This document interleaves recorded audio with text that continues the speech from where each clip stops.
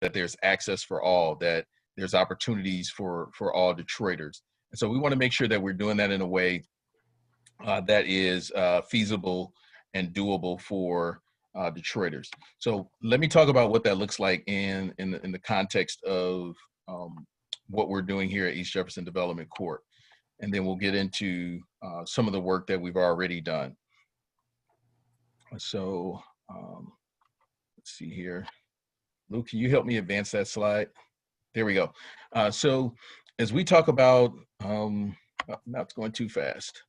As we talk about our master planning activities, we over the last year have been engaging the community in a master plan, which we're really excited about. That plan is 99% finished. The site is going to go live here in the next few weeks.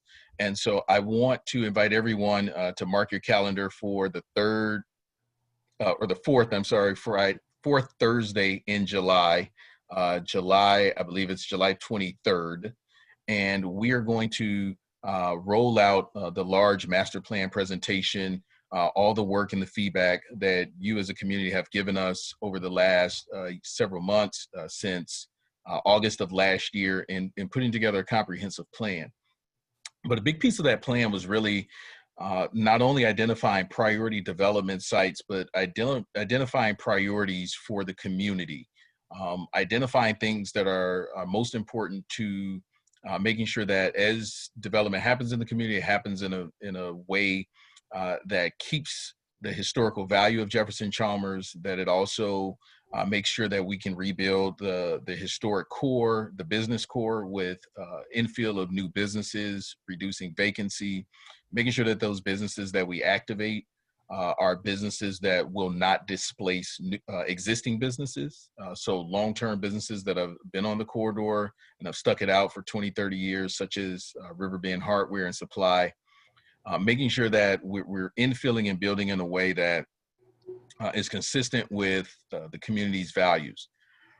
What this process has allowed us to do is make sure that we're putting a good deal of decision making into the hands of community members, particularly those community members who are engaging in these monthly engagement sessions, but also providing us feedback through different mediums such as our online platform, working with Lutalo in engagement and sending feedback directly to him, reaching out to him. There's been folks that he's met with, community groups, who didn't necessarily want to voice their opinions in the public setting, but have reached out and to want to make sure that their feedback has been heard in a more intimate setting. And so we are open to making sure that this process is as inclusive as possible, to make sure that all of those voices are heard at the table and all of those voices are captured as part of this ongoing plan. The thing I like most about this plan is that it's different than a lot of other plans and community plans that I've seen come out, where typically you do a master plan, you engage people in a process for 6 to 12 months, and then you get a pretty book that's a couple hundred pages thick, and then we look at it for a few months, and it may wind up sitting on the shelf after that for several years, and the plan is sort of outdated and needs to be refreshed every couple years if it happens to get refreshed. What we're rolling out is a plan that's what we're calling a living plan, because it will not only be in one of those pretty physical books, but it will be on a living site that we'll roll out and present to you here next month in the community meeting.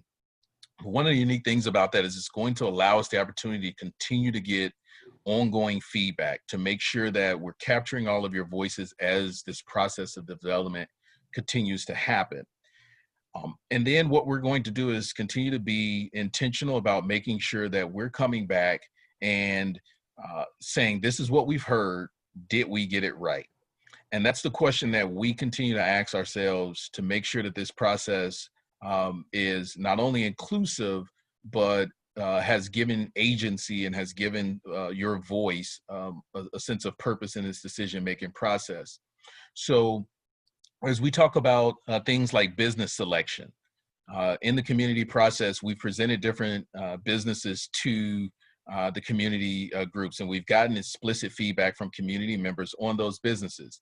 Businesses will come in, present their community, present their plan, their business plan to the community, and talk about what it is that they're looking to bring to the Jefferson-Chalmers neighborhood.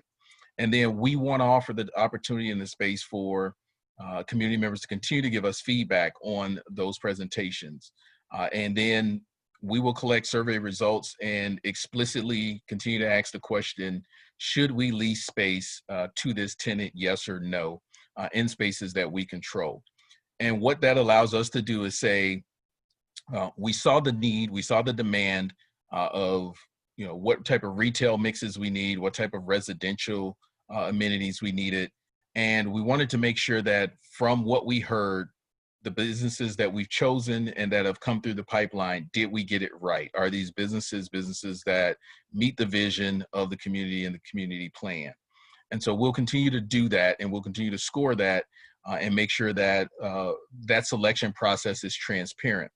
Does that always mean, and this question has come up in other community meetings, but does that always mean that we won't, will there be hard decisions that we'll need to make about certain businesses or certain things that may make sense that may have a conflict with the community?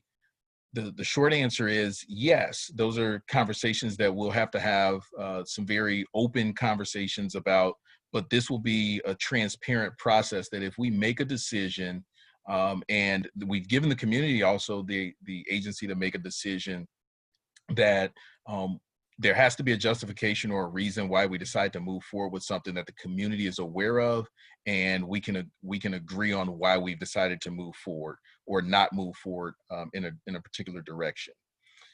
And then it goes as far as voting on developments that happen in the community as well.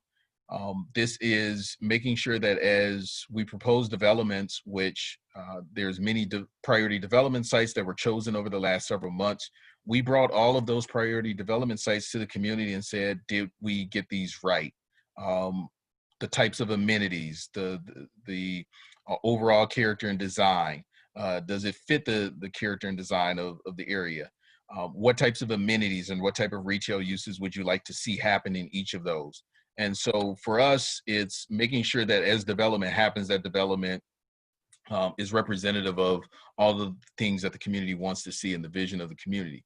So as you can see, over the last several months, we've been hard at work, going through the process of understanding what community members want to see, as well as the things that are most important to them as we highlight different developments along the corridor. And then lastly, there's a little snapshot of a development scorecard here that will help us say, from the community's perspective, all of the things that the community has laid out, we've developed scorecards that says this is what helps us determine whether this particular development meets those metrics that the community would like to see.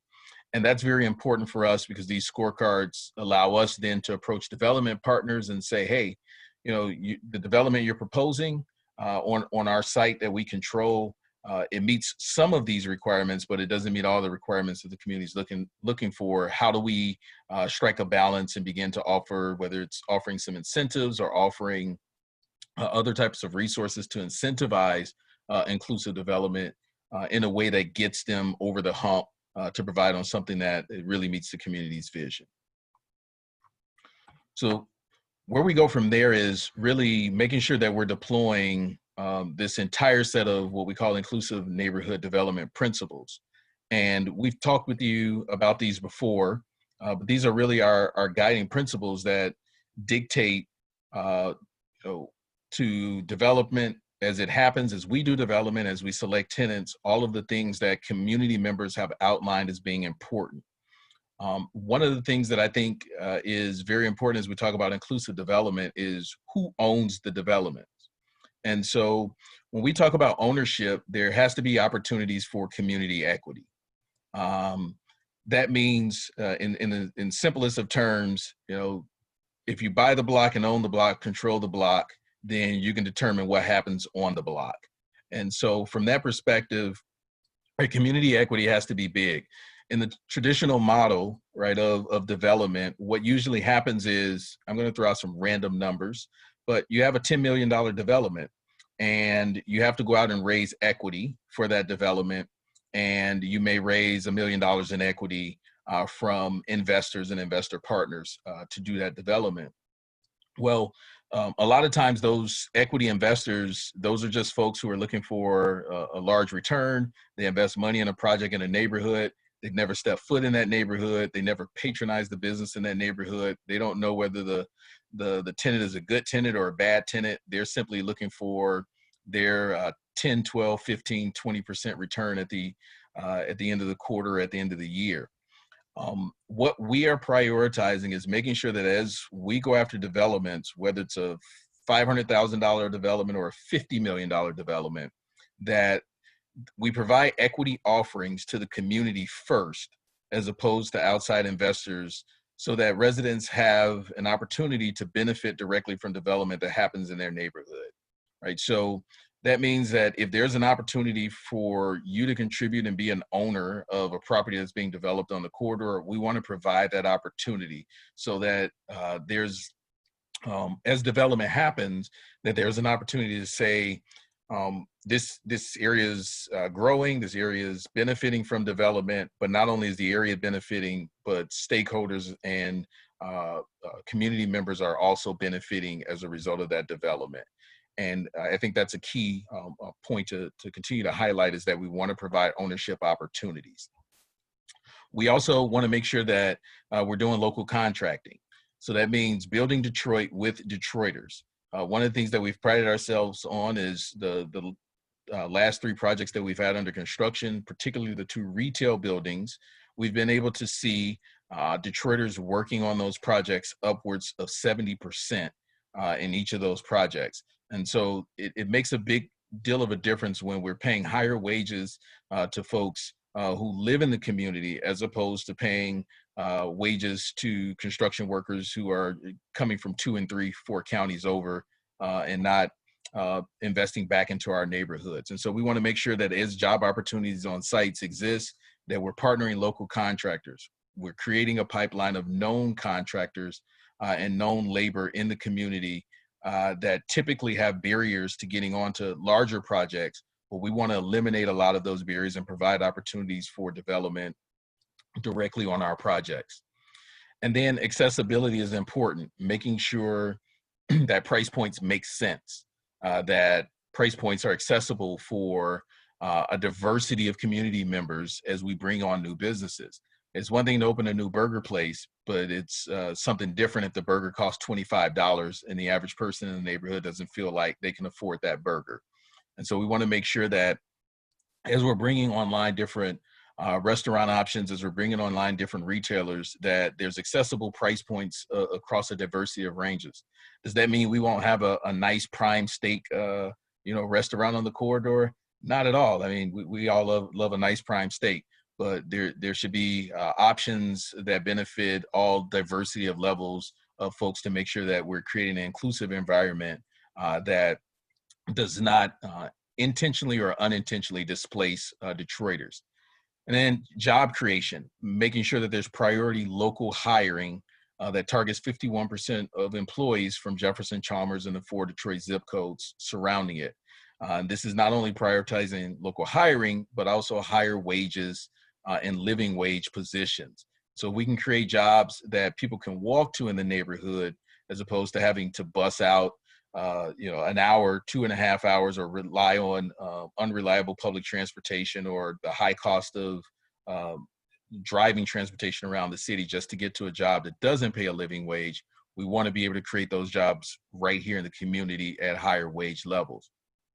And then also attracting local developers and building capacity.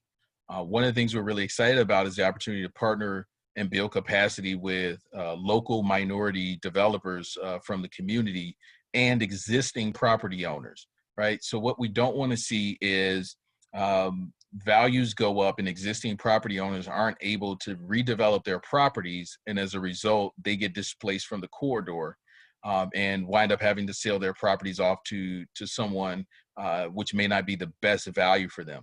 Now, if it is the best value, great. They built the equity in the property, they deserve to take it.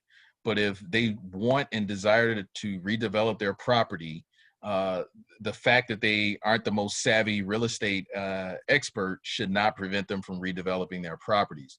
And so one of the things that we are doing and want to make sure we continue to do is identify and provide community members and existing property owners with proper technical assistance skills and development support so that they can redevelop their properties and benefit from tenants moving into the corridor and doing development. And then we want to make sure that there's attainable housing for all, that what we do is attainable. So this is ensuring that housing is reflective of all the incomes that help to create an inclusive community. So this includes making sure that there's levels of deep affordability. So not just scratching the surface of affordable housing, but making sure that at deeper levels, which we've talked in some detail at many of our community meetings about what that means for Jefferson-Chalmers, that's 30% AMI, 40, 50% AMI.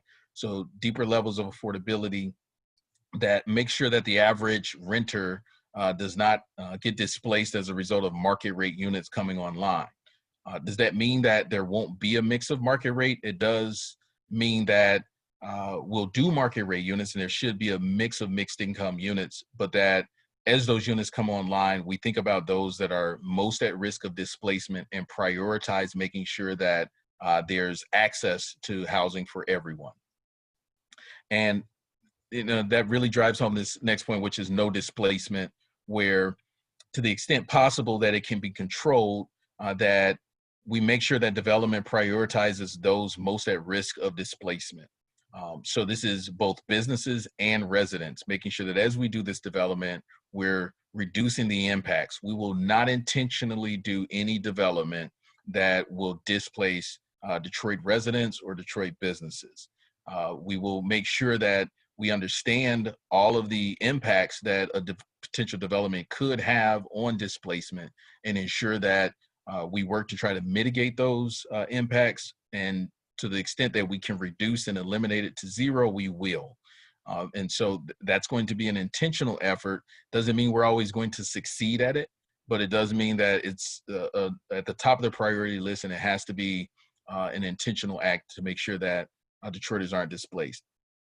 And then lastly, it's providing safe spaces, which means that inclusive spaces don't mean exclusive, right? And so I want to be very careful, because a lot of times we say we want to be inclusive, but we preclude certain groups from our inclusivity, right? We say I'm pro something, and a lot of times that may come off as preclusive to someone else. We want to make sure that we're creating safe spaces that are reflective of the community and reflective of the neighborhood, that allows for public gathering, social expression, cultural exchange to happen, that should promote healthy growth, but should also respect the existing culture and history, right? And so we have to have those hard conversations. We have to address systematic issues of race. We have to address issues that prevent people from feeling safe in certain spaces. And we have to make sure that as we create and develop spaces in the Jefferson-Chalmers neighborhood, that these spaces take into consideration who will use them, who will be in those spaces, and make sure that it's inclusive and not exclusive. And so these are just some of the things that are important when we talk about inclusive development. As I indicated in my communication to the community a couple of weeks back, I am welcoming your exchange here so that we understand and we continue to understand and hear what an inclusive neighborhood looks and sounds and feels like for community members. What are some of your concerns here? What are some of the challenges that you see that we will face in creating an inclusive community? And then most importantly, how do we make sure that as we create a inclusive community, that we're not displacing individuals or creating a community that, as a byproduct of that, isolates certain groups from feeling safe and feeling welcomed in our community. And so, again, I welcome your feedback on that. Continue to solicit that, but we all have a responsibility to make sure that we're developing in a way and creating our community in a way that drives inclusiveness, but also fosters relationships with others. And so with that, I want to turn it over to Josh Elling, the CEO of Jefferson East, Inc., who, again, is our parent company and, has given birth to us to be able to do all of this great work. And I want him to, he's going to share a little bit about all of the work that we've been doing around COVID response and making sure that we are addressing sort of the immediate needs of community members in the neighborhood. So, Josh. Thank you so much, Derek, and hello, everyone. It is great to virtually see you, and I long for a time that we can get together in person, but thank you so much for staying safe, and I just want to say a huge shout out to everyone in the community that helped their neighbors and everyone get through this trying time, so thank you so much. So I'm going to go pretty quick, and we have some survey data here that I'll make the full report available. We'll figure out a way to get that posted up on the website. But when COVID hit, we were very fortunate here at Jefferson East that we were able to quickly sort of deploy remotely and still continue to deliver our services around housing, around safety, around trash pickup on Jefferson, as well as small business support. We really quickly, our public safety AmeriCorps, so I think many of you have worked with these individuals before. These are the teams that go out and organize block clubs and give out car clubs and do safety flyering, and they were unable to go out to the field. And I think like a lot of folks, we did not know how bad this was going to be and what was the impact going to be of COVID and how could we help? I mean, we're all looking at how can we help? So we quickly deployed our public safety AmeriCorps with the Center of Urban Studies at Wayne State to do a survey and outreach in 48214 and 48215 zip codes. We started in Jefferson-Chalmers and kind of went out from that. But all told, over the past couple months, we actually called close to 10,000 folks. That led to, and provided folks with information on how to get testing, how to prevent COVID, safety measures. And then from all those calls, we ended up with 126 homeowners, a lot of them in Jefferson-Chalmers, that needed additional referrals for housing support. So, when the economy shut down and people were worried about how am I going to pay my mortgage, how am I going to pay my rent? And so Michelle, I've got to give a huge shout out to your neighbor, Michelle Lee, and Jacqueline Richmond, as well as Rebecca Nicodem. They were working 16, 17-hour days, fielding people's phone calls, getting them plugged into resources. On top of their work, our friends at Wayne State were also plugging folks into referrals to utilities to get their water turned back on, to get the DTE turned back on. And we partnered with the health department in doing this work. They came to us and said, could you help us identify COVID cases so we can get people plugged into testing and get them plugged into healthcare to send them up to Detroit Community Health Connection and places like that. So we identified actually about 48 residents who were reporting COVID-like symptoms and got them linked into care and linked into treatment. And COVID was no joke in our neighborhoods. In our 3 core zip codes, 48214, 48215, and 48217 down here in Rivertown, there were 938 COVID cases, and it's still a crisis, and we still have to be careful. But I just want to applaud everyone that stepped up and helped us sort of deal with the pandemic. The good news is, we had good phone call, we got good response rates. This is some of the survey results we got from folks. And we'll go through here. You'll see the housing referrals we got by zip code. And what we started to do with this information was collaborate with our neighborhood partners. And I've got to give a huge shout out to Tammy Black at the Treehouse, Monique Holliday at Hope Community Outreach and Development, Mary Lloyd at Southeast Michigan Long-Term Recovery. I see Jack Rabbit on the call. I chatted with him extensively, identifying folks in need and getting resources out to folks. When the pandemic first hit and we were calling our most vulnerable residents and seniors in Jefferson-Chalmers, people were just afraid to leave their house and afraid to go to the grocery store. So, under the leadership of Monique Holliday at HCOD, Monique was able to deliver over 1,300 boxes of food to our senior buildings And then we also hit, households in Jefferson-Chalmers. The surplus went over to Tammy, and Tammy worked that into her distribution down there at the Manistee Treehouse. And then Mary Lloyd at Southeast Michigan Long-Term Recovery got flooding kits plugged in to this, so we could distribute about 150 flooding kits to residents too. And so, this is a huge shout out to them, and a huge shout out to Monique for her tireless work. Now, our work's not done. You'll see some of the data we gathered here, looking at how people were worried about, household stability, ability to pay bills. We are now diving in to folks that had said they had still had concerns, to see how we get people plugged into financial counseling, rent forgiveness programs, foreclosure prevention, forbearance work. So our work is continuing here, and we're continuing to plug people into resources. We took the chance to ask folks on how they get their information. From this, we're really looking at how we can partner with Channel 10 to get more information on resources available. We use the internet a lot to get word out. Sabrina on our team, along with Lou, got over 200 informational flyers up and down Jefferson that led to a huge spike in phone calls. And I can't say enough about Crystal Fields, Clean and Safe Director for us, who basically linked up with 16 multifamily buildings to get the property managers and residents plugged into testing, into food deliveries. Crystal and I totaled it up. We figured that we impacted about 1,500 apartment units up and down the East Jefferson corridor through the outreach. So we're continuing to work on this. Here's one end of the great day where I got to spend some great time with Monique and Tammy delivering food boxes. I had called up James Jackson that day. We did some more drops on Chalmers. Monique was great to also bake in PPE equipment delivery to our senior towers. Crystal worked really hard to link folks into new senior food delivery services. So if you know people that still need door-to-door delivery, please let us know. We can outreach and get them plugged into some new resources from the Area Agency on Aging.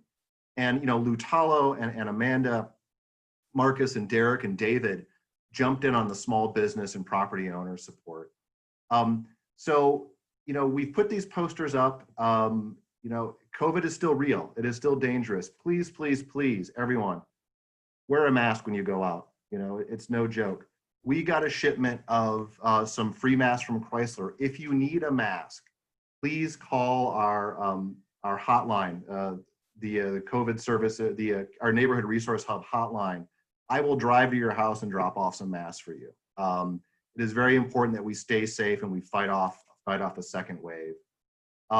Michelle, Crystal, Rebecca, and Jacqueline are just working tirelessly. Call our neighborhood resource hub. Our goal is to get back in the rear of the Kresge building once we can get it built out. In the interim, we are still working remotely. Please give us a call, 313-314-6414. We can plug you into resources, and you'll give me an excuse to drive to the neighborhood to drop you off some masks.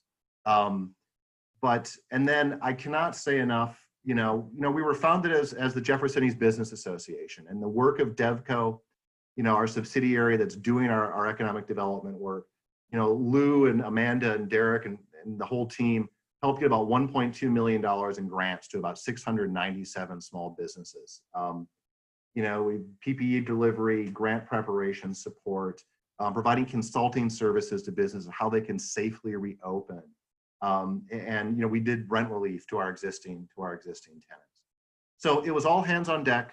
We have a lot of work to do, folks. We're not out of the woods yet. I need everyone to be vigilant, be safe. But I just can't say enough to all of our partners, Monique, Tammy, Mary Lloyd, and the housing and resource team and the public safety team, and to all of you who reached out and let me know what was going on, where people needed help. I just wanted to say a huge thank you. And in closing, I'm going to say, mark your calendars for that meeting in July when you see the master plan. I get a little sneak peek today. It's very impressive. It reminds me of all the great work we did at JEBA back in 2006 on original planning, coupled with this amazing economic analysis, and then infused with your vision on what we should be doing in the Jefferson-Chalmers Business District. So you're going to be pleased. So that's what I have. Lou, I guess I'll turn it back over to Derek here. So. All right. Thanks, Josh. So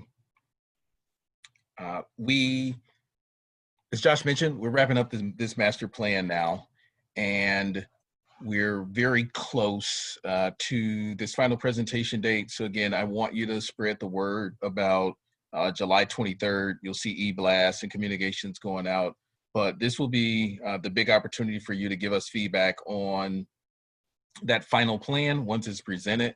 And again, the good news about the plan is it's not a static plan, right? It's not a 100-page document that will, go on a shelf and the pages can't be edited. This is really a living plan that as opportunities come up in the corridor for us to act on development and think through the future of what strategies look like. Maybe everything looks different post-COVID. What that looks like in 2 years, we'll be able to come back and really refine the plan in a way that allows us to continue to execute on a strategy that produces a Jefferson-Chalmers that we can all be happy to be a part of the community of. So with that, I want to get into updates on our current projects, our current real estate. Many of you have reached out, and I thank you for continue to stay engaged and following up with where we are with construction on each of these opportunities. So the Kresge building, which is there on the corner of Jefferson and Lakewood, is almost, we're almost at the finish line here. We have restarted construction after being stopped with the executive order to stop construction back in March. We have restarted and have now sort of gotten all the trades back to full speed and brought our local hiring back on board in the space using Urban Alterscape, which is a local based contractor who's helping us with all of the mechanics of making sure that we've got our local talent in the space. And so we are expecting a fall delivery of the space. But one of the things that we recently announced, unfortunately, is as a result of a lot that's kind of just transpired over the last few months with the delays due to COVID and the impact that it's having on restaurants and tenants of that nature, Alma Kitchen has decided not to move forward in the space. And so as a result of that, we are looking for a new tenant that will go into the front restaurant space. So the space is being built out for a restaurant, and that space will become available or is available for lease for a new restaurant tenant. One of the things that we've always said is that we want to make sure we give priority to businesses that meet all of our inclusive principles. So our small business team with Amanda and working with David Howell and Lou, we can make sure that we identify resources for a tenant to go into the space if there's tenants that are interested. We have a pipeline of folks that we're having conversations with, and the goal is to make sure that we bring whatever that identified tenant is to this community meeting, consistent with what I said earlier, to make sure that there's a process by which the community can have an opportunity to hear from that tenant, understand the concept, and make sure it's the right fit to go into the front of the Kresge building. And so we're all sad about the news with Alma Kitchen. Gary Mui has been a great supporter of the community in the neighborhood. He attended all of our master planning and community meetings. And we had some of his great food during our charrette week back in August. But unfortunately, we won't be moving. He won't be moving forward in the space. And so hopefully we'll find and be able to fill the space with a restaurant tenant that will be just as great and can continue to carry forward those commitments to our inclusive principles, local hiring, and all of those great things. But as Josh mentioned earlier, we will still have JEI and the Neighborhood Resource Hub in the rear. So all the great work that Josh was commending the team on earlier, that work will continue to happen out of the rear of the space once the build out is complete in the fall here. So hopefully in the next few months, we'll be announcing a community ribbon cutting and a community celebration. So depending on what, what we're looking like in the social distancing context, that may not happen in the big way that we like to throw shebangs and parties and grand opening celebrations. But If there's an opportunity for us to allow people to move safely through this space and socially responsible, we will have some opening activities and festivities around the Kresge building fairly soon here. So if you have any questions about this space or you know of tenants, again, very, very important for us that if you know of a restaurateur, maybe somebody during this pandemic was smoking ribs in their backyard and you know, selling rib dinners by the plate, and you think they would be a great fit for a brick and mortar restaurant space, again, regardless of where someone is in the process, we can work with small businesses to make sure that they're brick and mortar ready. That means ready for a space in a building like this. We can also help identify access to capital, grant opportunities, funding opportunities, and things of that nature. So you don't have to have it all together to come to us. One of the great things about our team is that we can help you wherever you are in the pipeline, whether you're going to be ready in three or 4 months once the building, you know, is ready to open, or if you're 12, 15, 18 months off and there's another property on the corridor that makes sense. That's one of the big pieces of why we're here, is to help folks with ideas, get them out of their head and into a space if it makes sense. So again, any questions, you can reach out to Amanda Hardy, our real estate coordinator. There's her contact there, and she can help you get into or help you understand all the opportunities that exist around that space or any other space. And then there's the 14522 East Jefferson property, where we talked about this one at the community meeting before, where we are looking to move this one into active development still yet this year. And we're really excited because recently we had an opportunity to partner with Capital Impact Partners, who launched an initiative to get what's called the Equitable Developers Initiative, to get minority developers of color from Detroit into a program that would help them build development capacity, and then also provide them access to capital to move on development projects. And so we're really excited that there's a local group of developers, some young talent, some great talent, a mix of architect, construction, marketing background, different things of that nature.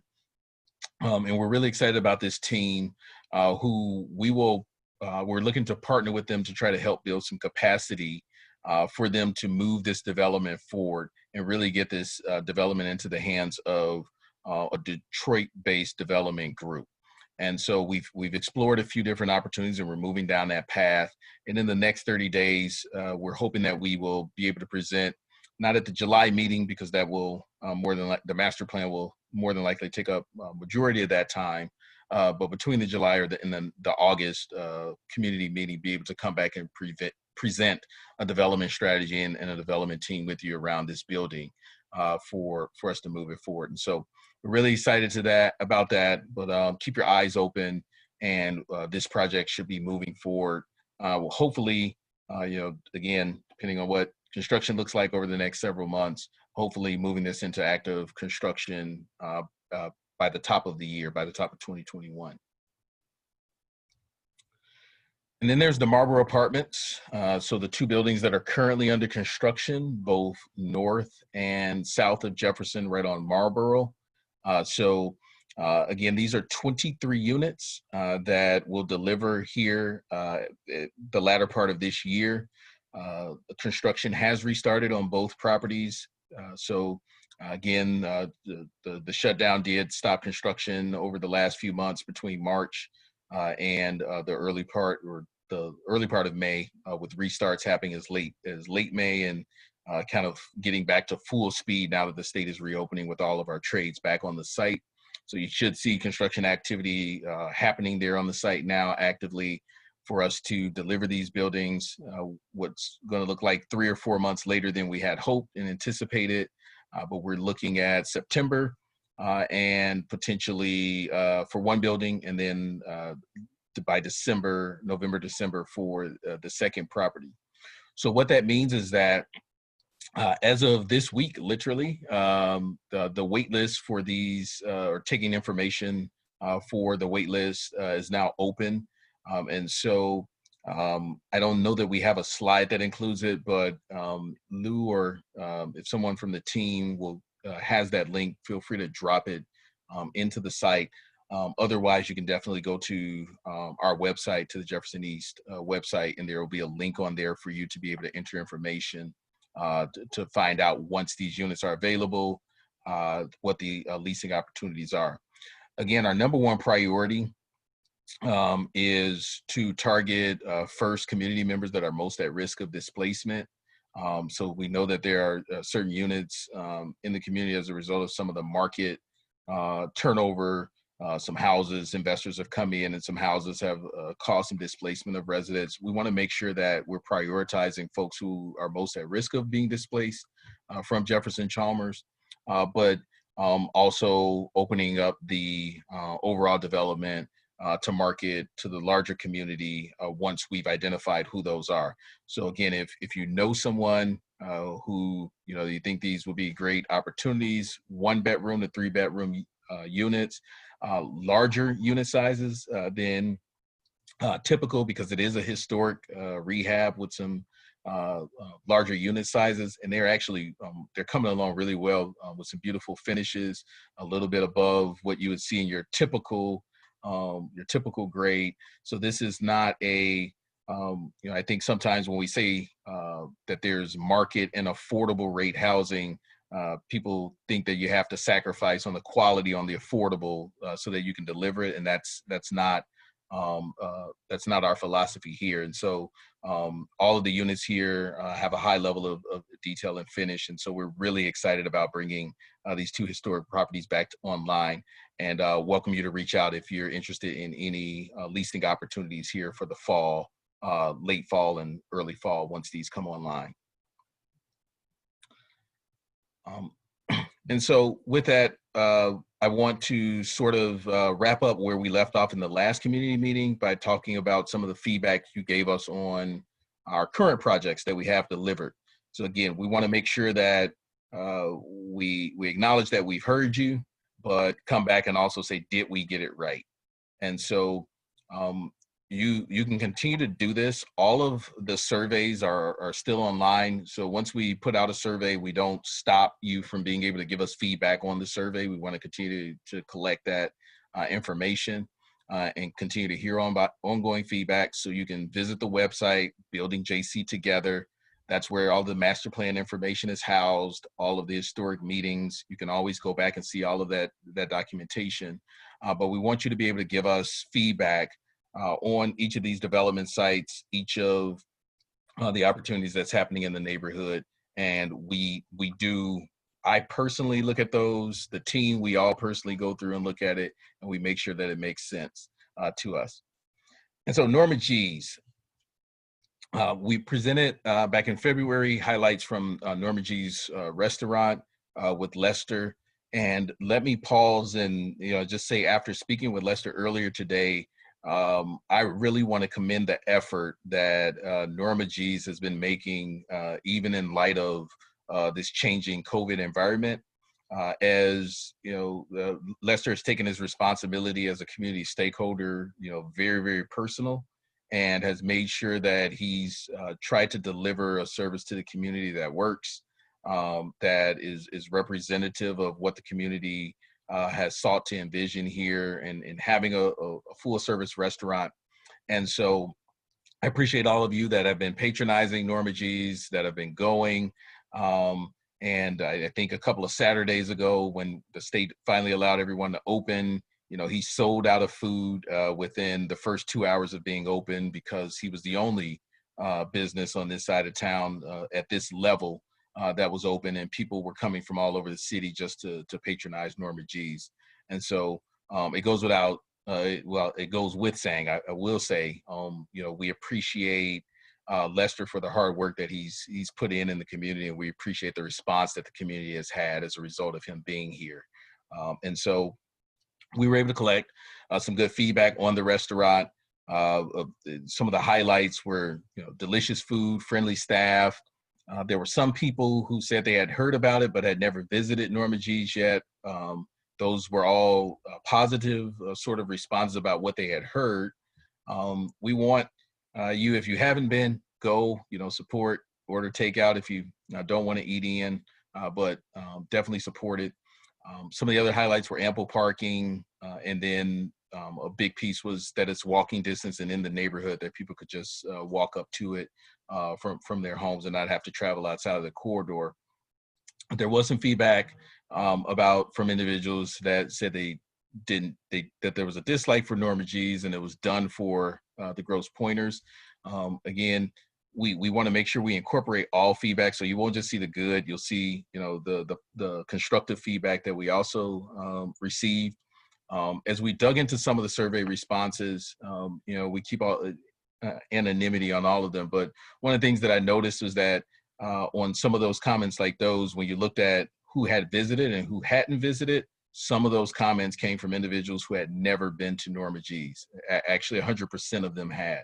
So I would just challenge those that haven't been yet to go. And if you still have a response that you want to indicate on the survey, please send it to us, because we want to make sure that we incorporate feedback and we share it often with the business owners to make sure that he's constantly improving his service. Some of the suggestions that came out was extending hours to include lunch. So we've heard you loud and clear.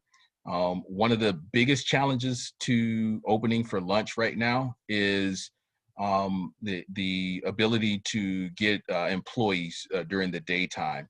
And so Lester has made a strong commitment to local hiring. And as a result, one of the challenges is just being able to keep some consistent staffing on board during the daytime, particularly a chef. So right now, Lester does all the cooking in the restaurant. About 14 hours a day is what he's working. And then the 2 days that he's closed, he's shopping on Mondays, and for several hours, and so they can be prepared for the week. And so if you're interested in working at Norma G's, or you know someone who's interested in working, he has a commitment to local hiring and hiring folks locally. And if you've never met Lester, he is a guy with a huge heart, really just a really great guy all around to know. And so for anybody who is interested in local employment in the neighborhood, please venture over, go see Lester, and we'll find a way to try to get you to work. Now, I want to just add a caveat in there. If you go to work, you go to Norma G's to work, go work, right? One of the big things about running a restaurant business is making sure that you have consistency with customer service and talent.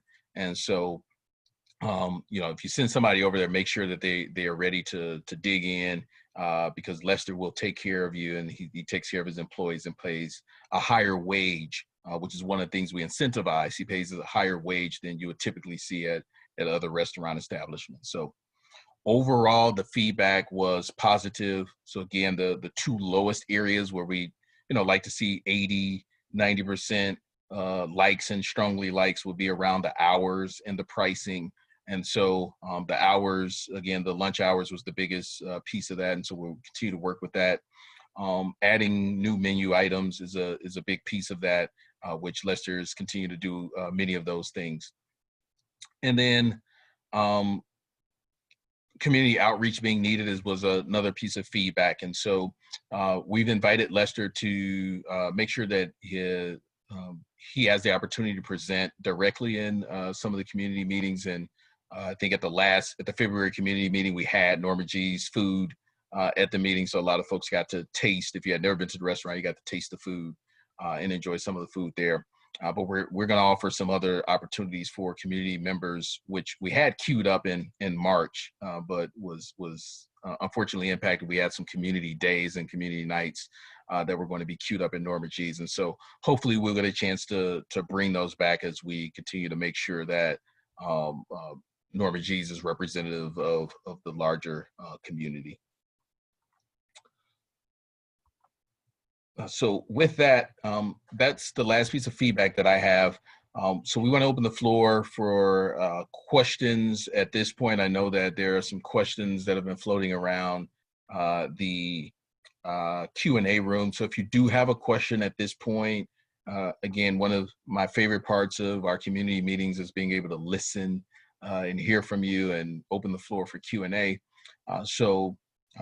We can't quite do it in this setting with so many people opening all the mics, but what we want to do is, if you have a question, feel free to drop it in the Q&A or in the Q&A section at the bottom of your screen. And then I will try to answer as many of those as possible, and any questions that we don't get to, we'll make sure that we post answers to those questions on the Building JC Together website. So Lou, I don't know if you want to help me out here and point me in the direction of a few of these, or put some of the questions on the floor, but if we have questions, let's go for it. Sure. Derek, we have some questions that have been coming through all along, but I also want to encourage people to raise their hand if they actually want to ask their question the old-fashioned way, and then you could probably get them that way too. Okay, great. So yeah, if you raise your hand, I think there's a button at the bottom for you to raise your hand, and then Lou can work magic and give you access. I see a hand up for AmeriCorps Urban Safety. I'm going to allow this person to ask their question. Hi, can you hear me? Yes. Okay, thank you. So I'm actually on this call for work, but I do have a couple questions because I am a resident within the city and have been all of my life. My first question has to do with the some of the housing that I'm sorry I missed your name, but that the host spoke on about getting people who live within Jefferson-Chalmers neighborhood, if they did want to invest in their home. My question would be, would that affect the property tax? And if so, are there programs that are able to assist residents who's, own their home and they're used to paying one, or not one particular amount, but, around a particular amount? Would investing in that particular property, would it increase the taxes drastically, or would it not have that much of an effect to where it makes a difference? Yeah, Josh, do you want to hit that one? In terms of a single, is your question in terms of improvement to a single family home, or I'm sorry, I wasn't, if you could restate the question for me. No, it's okay. One of the one piece of information was, instead of having, bringing in investments and having families displaced, as the neighborhood is being built up by, maybe outside investors or even local investors coming in, for residents who, we are encouraging to stay within the neighborhood and provide them with opportunities to invest and may possibly remodel or increase their property taxes by doing various things to their home. I was asking, not increase their property taxes, but increase their property value by investing in their own home or remodeling their own home. Would that have an effect on their property taxes to where it will make it somewhat unaffordable to them? That's a very good question. And so the good news is, the way that in the state of Michigan, because of Proposal A and on property taxes, sort of, the increase in your property tax, by state statute, cannot increase more than 3% a year, right? So you have that. Now, so even if your value does go up, it's capped at a 3% increase per Proposal A. Now, the other thing that we do, though, and that Michelle and her team do a lot of work on this, is get people tied into property tax exemptions, especially if the senior, or if the individual is below a certain income percentage, they can have their property tax exempted. So I think last year, Michelle and her team helped several hundred residents take advantage of property tax exemptions. So that's just one of the resources that our Housing Resource Center team, our Neighborhood Resource Center team, allows people to do. The other one that you can do, which is the city's really found, there's an additional neighborhood enterprise zone application that residents can take advantage of, which cuts your property taxes. And that's something that not many people take advantage of. So those are all things, I think, if you have questions about improvement versus impact on taxes, a great place to start is with Michelle and her team at the Neighborhood Resource Center. So. Okay, thank you. You betcha. thank you for your work, American Urban Safety Corps. No problem, Josh. Great question. We've got another question here from Myers. I'm going to allow Myers to talk here. Go ahead, Myers. Myers.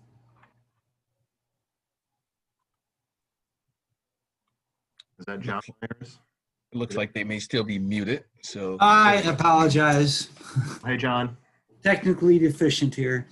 Well, I had, this is John Myers. I had a couple questions about Stark Elementary School and Guyton, if there was any updates on those. And then if anybody knows the status of Creekside Homes and what's going to happen with those houses that were just built for $180,000 a piece that are just sitting there dilapidating. Is there any movement on restoring those? Perhaps we could get a habitat rehab project going in the neighborhood or something? So I'll speak to the schools. So I know the city had announced that, and it was in one of the recent planning updates that went out, that Guidance School was slated for a mothball, so receiving a new roof as a part of some of the city's CDBG allocation to prepare it to go out for what came out of the city's plan with a rehab or reactivating and repurposing it for use. Stark School, I'm not sure that there are any updates there that I'm aware of that's come out, at least from either the city or from the school district. As it relates to Creekside, I'm not aware of any updates on Creekside. Maybe Josh, you might have a way in here. I wish, John. I think that those are, you've put your finger on 3 properties that we need to follow up on. You know, the Creekside Homes, I mean, as far as I know, I still think it's in the hands of the developer that bought it out of foreclosure. I don't know what the status is, but I think this is definitely something that John will raise with the city, and see if we can get some clarity on it, because I'm right there with you. I drove by those when I was down there last week, and I had the same thoughts that you articulated.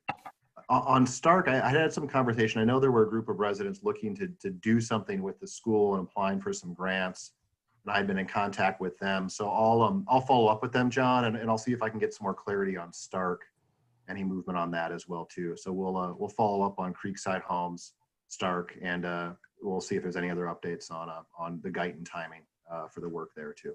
So. And we've got a question on the Q&A. When is the city going to start reinforcing parking?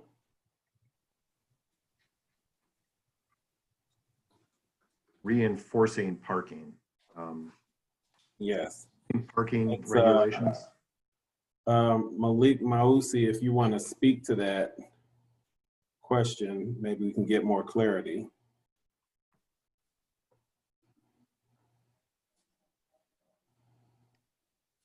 But we can, in the interim, if it's parking enforcement, we can liaise with Crystal and we can follow up with DPD to see if it's just parking enforcement or if it's the parking enforcement division, if they're back out. We can follow up on that. Okay. He'd rather not talk. He just said parking on the street. But we can definitely link you up with Crystal. I'll post her number in the Q&A. In the meantime, Jasmine Stallworth has a question. Yes, I was trying to figure out, I know FCA had some home improvement grant that they gave to the city for our area, and I've been calling this to try to get an application. Do you guys know anything about that? Well, it's a really good question, Jasmine. They had, I believe that they had home repair grants, but they were targeted for the area around Betno. We had some initial conversations about being able to help with some applications, and then we didn't really hear back. What I'll do, Ms. Stallworth, is I'll follow up with Michelle Lee in our housing team. So if you wouldn't mind in the chat, could you maybe share your phone number with me, and I'll have Michelle or Rebecca or one of the team follow up with you, and we can see what we can dig out for you. Thanks. Yeah.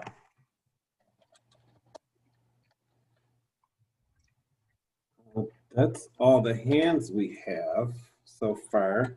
I did see a question earlier related to transportation. Oh wait, Crystal has her hand up. So yeah, let me tackle the transportation question really quick. And I'm assuming you mean the one on sustainability and mobility, considering transportation needs for the community in the long term.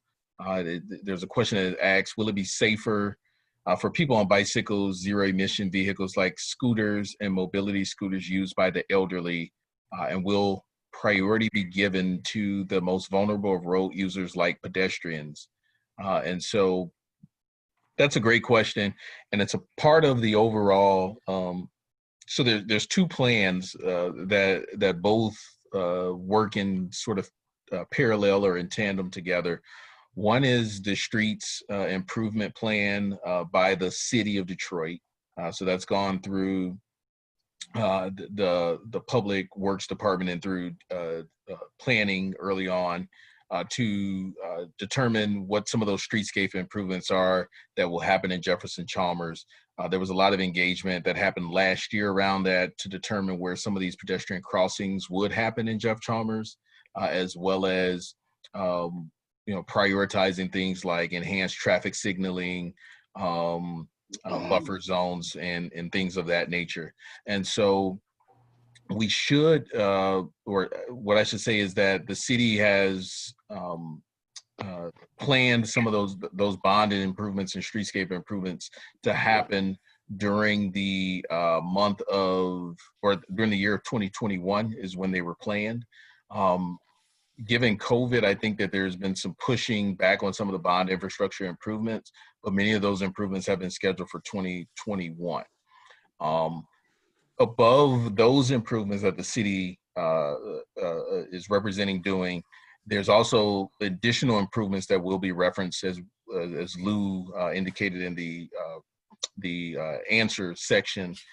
Those improvements will go above and beyond some of those basic streetscape improvements, and those are in the master plan that will roll out next month. So once that site is active, you'll see where some of those enhancements are targeted for, what they look like. But the short answer to that is that there's a big priority that was given by all community residents to make sure that we're addressing a lot of those streetscape improvements, as well as when development happens at some of these major points, that we fix sidewalk infrastructure and pedestrian infrastructure as well into the public right of way as each of these developments begin to come online. Derek, if I could add to that, we've also had some discussions with the city. One of the, if I think back to those of us who lived through the economic collapse of 2008, and there were sort of some lessons learned that we didn't do well, is that and by we I mean sort of Jefferson East, that we needed more shovel-ready projects. So as we look to recovery and we look to sort of potential changes in administration, the city is really aggressively looking to position Jefferson Avenue for major upgrades. And it costs about $61 million to redo all of Jefferson Avenue from JC all the way to downtown. So the upgrades they have planned, the redo of the sewer lines, more landscaping, that's all in a lot of the city's pitches to the federal government. And so we've been also sort of, informing our elected representatives about the importance of that work. I think the second piece on that is we've been keeping our foot to the metal here on advocating for the federal release of funds, which will eventually come up with a permanent seawall fix in Jeff-Chalmers too. So that doesn't exactly address the mobility question, but I think that we need to position ourselves to take advantage of recovery dollars, and we're leaning on our friends in the city and Washington to make sure that the voice of the neighborhood's heard in both those regards. So Derek, I saw one other question pop up from Michelle Martina, and it was about Jazzin' on Jefferson update. And unfortunately, we're not doing Jazzin' on Jefferson this year. For many of you, this was one of my favorite times of year when I got to spend 72 hours on hot pavement with all of you, producing Jazz and on Jefferson. But don't hold me to this. I want to see what I can do next year. So we're gonna talk about that, because I do miss that festival. So stay tuned for that. So we've got one hand up. After this hand, we need to go to announcements. Crystal Fields, you're up. Okay, can you hear me? Yep. All right, just wanted to make a little quick announcement here. I got good news and bad news. Some of you may think this is good news. Officer Derek Knox, who is was in traffic enforcement, is getting a promotion to another position. So some of you may be clapping your hands, thinking that he will not be giving you a traffic ticket every 5 minutes. I understand that he was very aggressive and had made 15 stops on Connor because of people speeding. He actually impounded 20-something cars on Connor and Alter Road. But don't get too excited, because they're going to assign 2 more individuals who will be very aggressive in terms of traffic enforcement, and Jeff Chalmers. I learned that on a conference call with the commander. And I would imagine that as it relates to the bike lanes and the enforcement of no parking in the bike lanes, I would imagine that they are going to be rather aggressive once we get past this COVID crisis. I can tell you that in terms of code enforcement, one of the things that they're very much interested in is some of our neighbors who refuse to remove their garbage cans, their Corville containers. Those things cannot be sitting out over 24 hours after the garbage has been picked up. So they're looking at aggressive enforcement, code enforcement for those garbage cans. They also don't want to see debris from cleanouts or evictions. There have been some complaints, and so the NPOs, the neighborhood police officers, Karen Maxey, her sergeant is a gentleman by the name of Arbery Thomas, another officer Souls, and would you believe Herman King is still on the job? He has not yet retired. These individuals are roaming around looking at code enforcement. And so, you know, may want to get your garbage can. So I'm going to stop there. I know there was a question about traffic enforcement, and that's what made me speak up. Someone will be watching. So just wanted to alert you.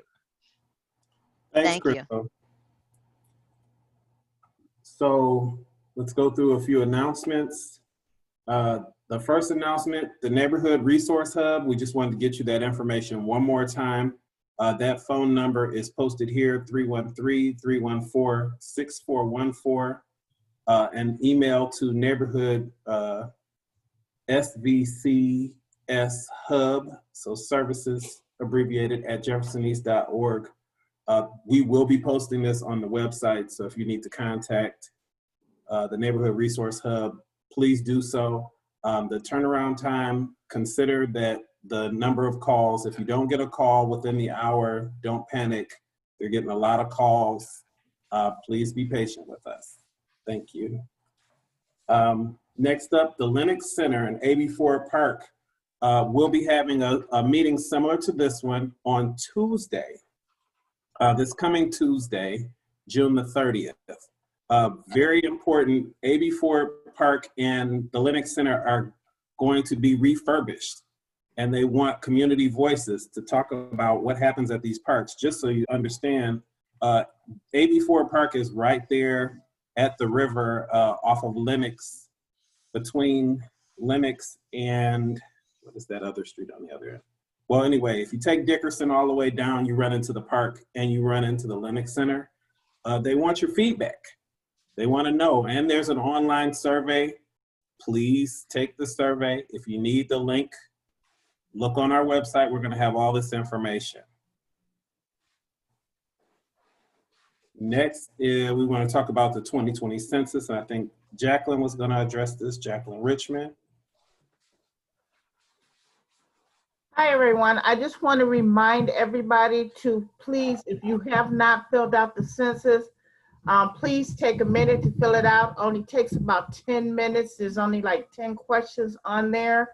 You can do it online. If you don't have access to a computer, I do have a tablet. You can contact the office and I can find some kind of way to get it to you. The neighborhood is, I'm sorry, the city is actually doing some type of incentive for neighborhoods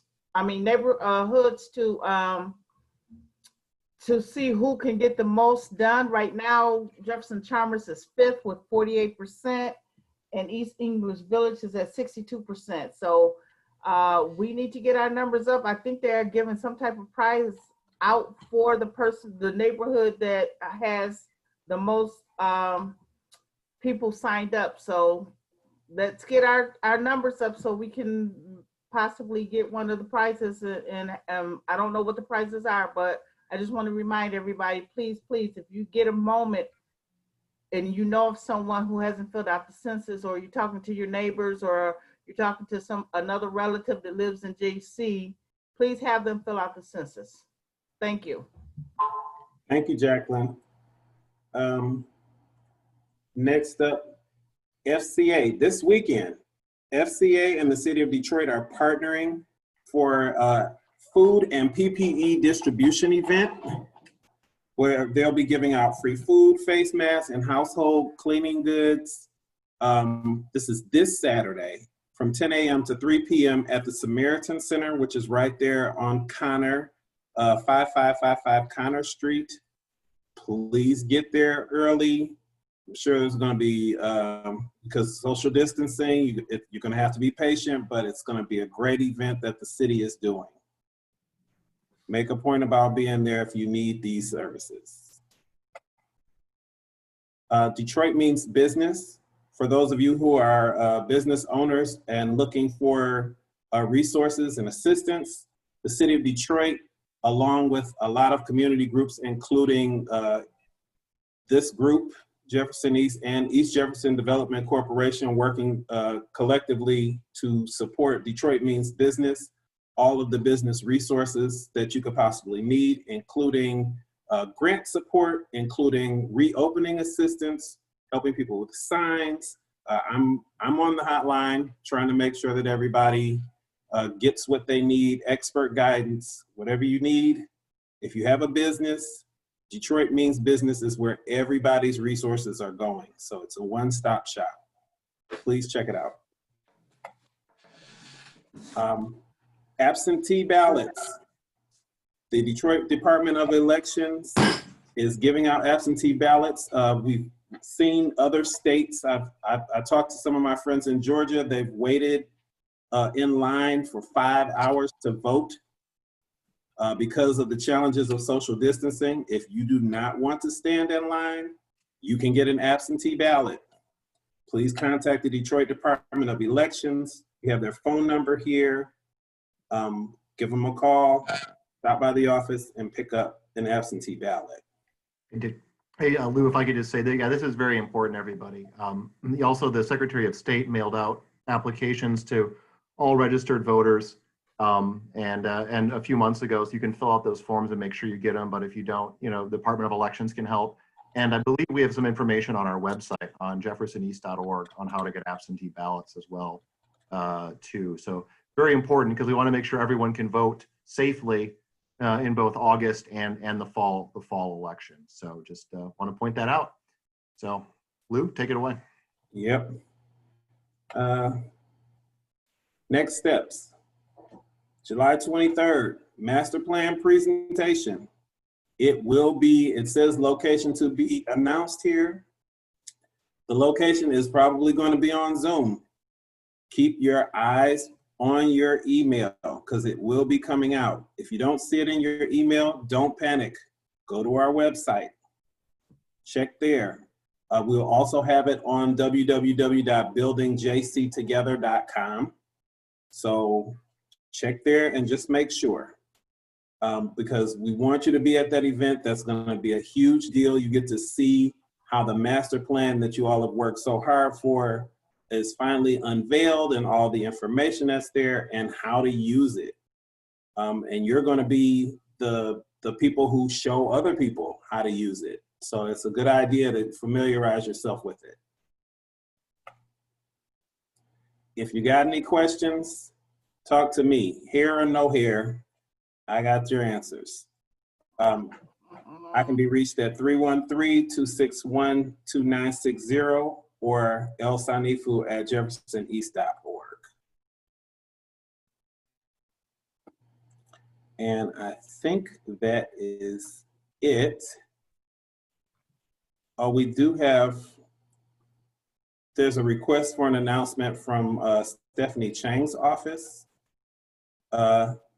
If possible, I have a COVID-19 resource guide for our district at senatorstephaниechang.com, and a virtual event tomorrow at 1:30 p.m. on finding the balance, trauma, racial injustice, and COVID-19 with Dr. Rihanna Anderson. I am going to share this with everyone so that you guys can see it.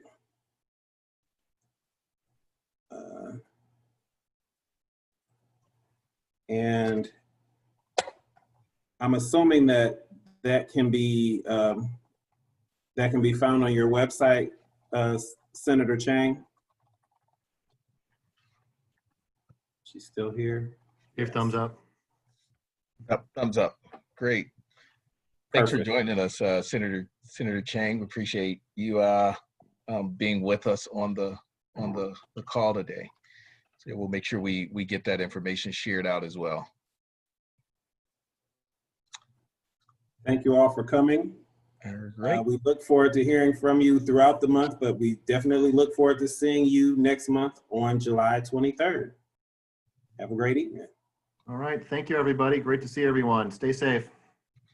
Stay safe, everyone. Thanks. And